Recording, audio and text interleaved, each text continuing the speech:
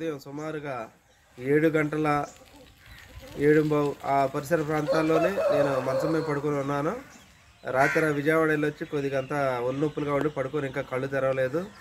అయితే అకస్మాత్తుగా మంచం ఎవరో ఊపుతున్నట్లుగా అనిపించి నేను కళ్ళు తెరిచి చూసేసరికి మంచం పక్కన ఎవరు కూడా లేరు. అటు ఇటు చూసి అసలు నాకు కొద్దిసేపు అయోమయం అయిపోయి నేను బయటకు ఉరికొచ్చాను.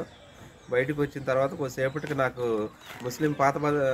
ముస్లిం బజారు కూడా అక్కడి నుంచి ఫోన్లు వచ్చి ఇట్లా మాకు భూకంపం వచ్చిందని చెప్పారు. అప్పుడు నాకు కన్ఫర్మ్ అయింది ఈ భూకంపం వచ్చి ఉంటుందని. మరి జనాలందరూ కూడా ఈ యొక్క వాతావరణాన్ని అందరూ కూడా తెలుసుకోవాలని కోరుకుంటున్నాను. సుమారు 7:27 సుమారుకు కమలాపూర్లో ప్రజలంతా భయభ్రాంతులకు గురైనరు.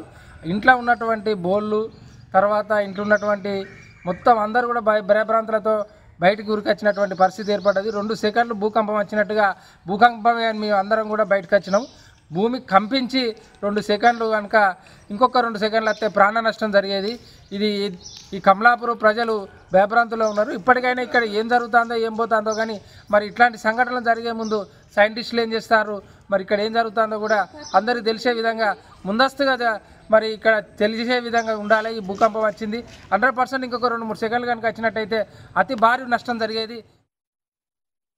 మంచిర్యాల జిల్లా చెన్నూరు కొత్త బస్ స్టాండ్ ఏరియాలో పొద్దుగల 7:20 భూమి మొత్తం కంపించినట్టయింది.